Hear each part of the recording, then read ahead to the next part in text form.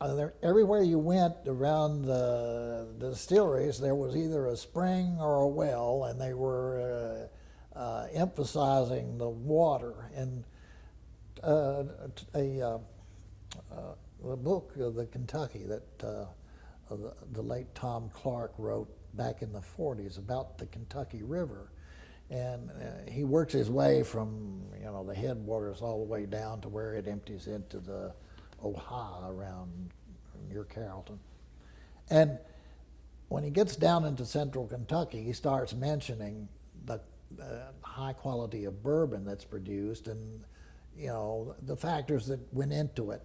One of the factors was undoubtedly the water, the limestone water. Another of the factors that went into it was it's amazing, but if you look back, certainly here in Anderson County, the people who were in the distilling industry, by and large, were Scotch-Irish, Irish, or an occasional Englishman, like the Bonds.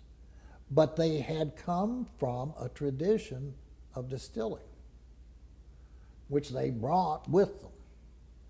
And I think that was true of a lot of others as well. That it was a craft that came from the old world, and they brought it with them.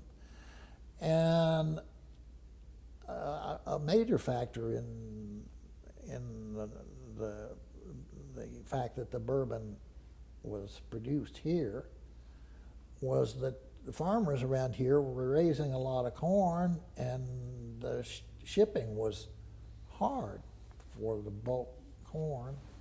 It was better to ship it in liquid form.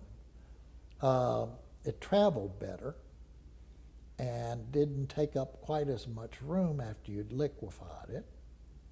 And they would put it on boats and ship it down the river system to New Orleans. And that's what a lot of them did. And I think that's one reason they concentrated in these areas like this, where they were close to the rivers and there was transportation. And certainly that was one reason Tyrone started as a place for a distillery, because it was the steamboat stop before. And if you look through some of the old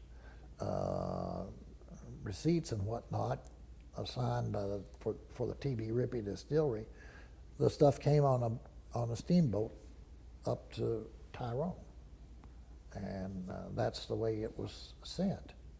So it was, I think, partly heritage, partly the fact that the farmers were growing a lot of corn. Certainly they didn't make bourbon in Scotland or Ireland or England. They were making something else with barley, with whatever the local grains were. But the local grain here was corn.